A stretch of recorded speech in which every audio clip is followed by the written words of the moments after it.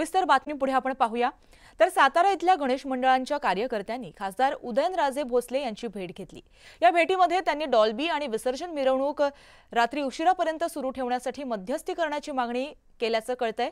उदयनराजे भोसले यांनी सातारा पोलीस अधीक्षक समीर शेख यांच्याशी फोनवरून संवाद साधत प्रशासनानं सांगितलेल्या डेसिबल प्रमाणे डॉल्बी वाजवण्यास मंडळांना परवानगी द्यावी अशी मागणी केली आहे।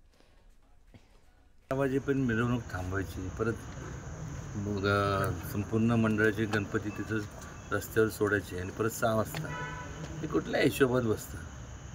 त्यामुळं माझं प्रामाणिक मी त्यांना सांगितलं योग्य नाही।